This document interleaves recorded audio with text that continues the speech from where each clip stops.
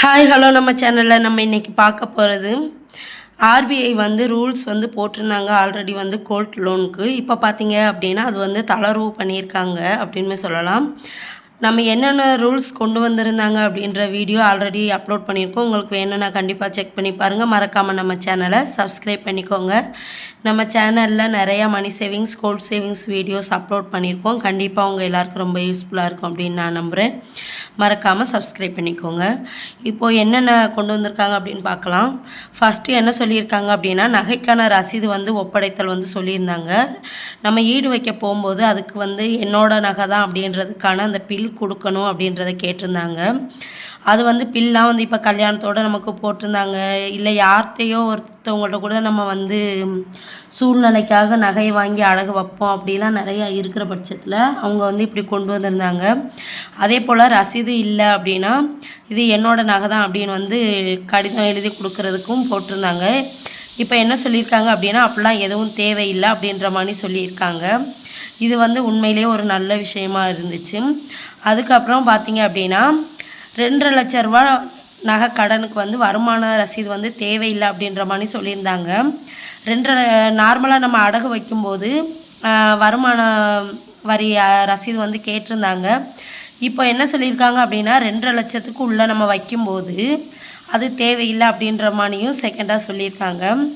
அதே போல் பார்த்திங்கன்னா அடுத்து என்ன சொல்லியிருக்காங்க அப்படின்னா, நம்ம நார்மலாக இப்போ பார்த்திங்கன்னா வட்டியை மட்டும் வருஷக்கணக்காக கூட கெட்டி நம்ம வந்து ரினியூவல் பண்ணிக்கிட்டே இருப்போம்.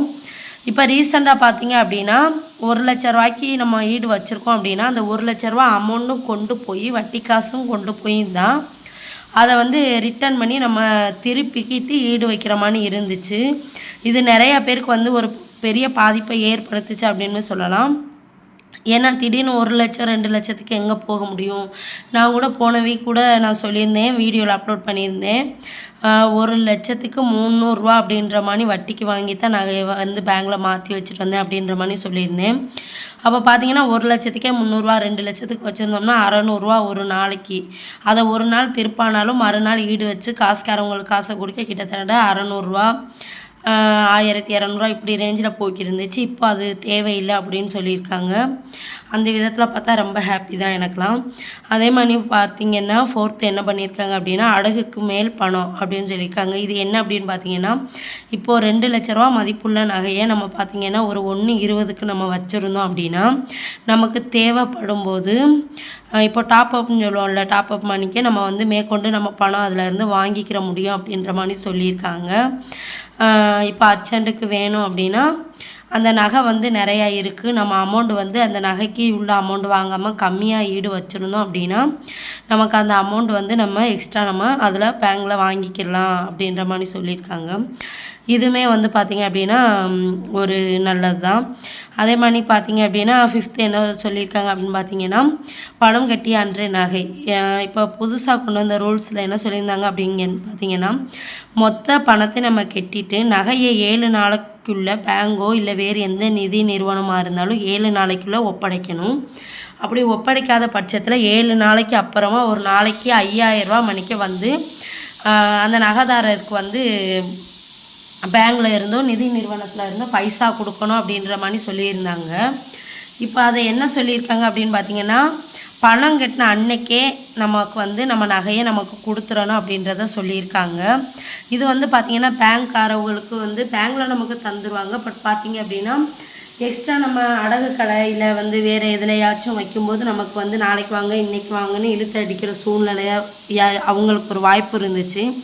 இப்போ அப்படின்னு பார்த்தீங்கன்னா அன்னைக்கே பணத்தை கட்டிட்டாங்கன்னா அப்போவே நகையை கொடுத்துடணும் அப்படின்ற மாதிரி சொல்லியிருக்காங்க. இது வந்து உண்மையிலே நல்லது தான். அப்புறம் பார்த்திங்க அப்படின்னா நமக்கு முக்கியமாக இது கவனிக்க வேண்டிய விஷயம் 6th அது என்ன அப்படின்னு பார்த்திங்கன்னா, நமக்கு அடகுக்கு வந்து பார்த்திங்க அப்படின்னா ஃபுல் பில் வரும். நமக்கு பெரிய பில்லாக வந்து நமக்கு ஒரு 3-4 இடத்துல சைன் பண்ணுவோம். அதெல்லாம் பார்த்திங்க அப்படின்னா இங்கிலீஷில் இருக்கும். இப்போ என்ன சொல்லியிருக்காங்க அப்படின்னு பார்த்திங்கன்னா தாய்மொழியில் இருக்கும் அப்படின்றத சொல்லியிருக்காங்க. இது வந்து உண்மையிலேயே ஒரு இப்போ புதுசாக தான் இது வந்து கொடுத்துருக்காங்க. உண்மையிலேயே இது வந்து நமக்கு நல்லது தான். ஏன்னா அதில் வந்து எவ்வளோ நாளைக்குள்ளே நமக்கு நம்ம வந்து நகை திருப்பலைனா ஏலத்துக்கு விடுவோம் அப்படின்ற எல்லா டீட்டெயில்ஸும் இருக்கும். இப்போ வந்து நிறையா பேருக்கு நமக்கு வந்து வாசிக்க தெரியாதவங்க நிறையா பேர் இருப்பாங்க. கையெழுத்து போட்டுட்டு நம்ம நகை ஈடு வச்சுட்டு பணத்தை வாங்கிட்டு வந்திருப்போம். அதில் என்ன இருக்குது அப்படின்றது பெரும்பாலான பேருக்கு வந்து அது தெரியவே செய்யாது. இப்போ என்ன சொல்லியிருக்காங்க அப்படின்னு பார்த்தீங்கன்னா, கண்டிப்பாக தாய்மொழி வந்து இடம்பெறணும் அப்படின்ற மாதிரி சொல்லியிருக்காங்க. இப்போ நம்ம தமிழ் மொழி பத்திரம் கொடுக்கணும் அப்படின்ற மாதிரி சொல்லியிருக்காங்க. அதில் இடம் பெற்றுக்கணும் அவங்கவுங்களோட தாய்மொழி அப்படின்ற மாதிரி சொல்லியிருக்காங்க. இது வந்து அதில் வந்து நமக்கு எல்லா அப்டேட்டும் கொடுத்துருப்பாங்க. அப்போ அது நமக்கு தெரிஞ்சுக்கிறதுக்கு ஒரு உண்மையிலேயே ஒரு நல்ல விஷயந்தான். அதே மாதிரி பார்த்திங்கன்னா இது ஒரு முக்கியமான விஷயம். இது என்ன அப்படின்னு பார்த்தீங்கன்னா 2.5 லட்ச ரூபாய்க்கு நம்ம நகை வைக்கும்போது கிட்டத்தட்ட பார்த்திங்கன்னா 85% வந்து நமக்கு பணம் வந்து நமக்கு கொடுப்பாங்க. இது என்ன கணக்கு அப்படின்னா, இப்போ 1 லட்ச ரூபாய்க்கு நம்ம நகை வச்சோம் அப்படின்னா 85,000 நமக்கு 1 லட்ச ரூபா நகை அந்த மதிப்பு நகைனா அதுக்கு 85,000 பணம் கொடுப்பாங்க. அந்த கான்செப்ட் தான். இப்போது கொரோனா பீரியடில் இருந்து நமக்கு வந்து 80% இருந்துக்கிட்டு இருந்துச்சு. இப்போ பார்த்திங்க என்ன அப்படின்னா கூட 85% பணம் கொடுக்குறோம் அப்படின்ற மாதிரி சொல்லியிருந்தாங்க. அதே மாதிரி பார்த்திங்கன்னா 85% இருந்து இதுக்கு முன்னாடி போட்ட ரூல்ஸில் 75% தான் கொடுக்க முடியும் அப்படின்ற மாதிரி சொல்லியிருந்தாங்க.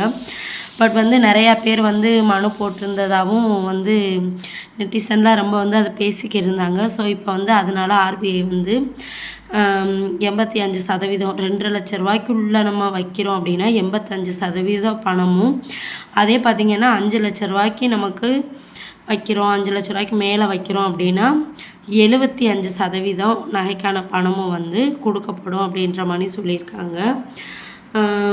இப்படி வந்து நிறையா ரூல்ஸ் வந்து இப்போ புதுசாக மாற்றிருக்கிறது நம்மளை மாதிரி மிடில் கிளாஸ் ஃபேமிலிக்கு வந்து பார்த்திங்க அப்படின்னா ஒரு நல்ல விஷயம். ஏன் அப்படின்னு பார்த்தீங்கன்னா ஈடு வைக்கிறதே நம்ம தான் நிறையா பேர் வைப்போம். அதை திருப்புறதுக்கு மொத்த காசு பார்த்து நம்ம திருப்பணும் அப்படின்றதுலாம் நிறையா பேருக்கு ஒரு நடக்காத ஒரு விஷயமா இருக்கும். அதுக்கு தான் விற்றுட்டே போயிடுவோமே, நாங்கள் எதுக்கு ஈடு வச்சு நம்ம அதுக்கு முழு காசு பார்க்கணும் அப்படின்ற மாதிரிலாம் நிறையா பேர் யோசிச்சுருப்போம். நானுமே யோசித்தேன்.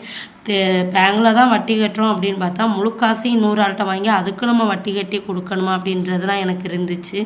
பார்த்திங்க அப்படின்னா இதெல்லாம் வந்து இந்த ரூல்ஸ்லாம் இப்போ புதுசாக வந்து கொடுத்துருந்த ரூல்ஸ் எல்லாம் வாபஸ் வாங்கியிருக்காங்க.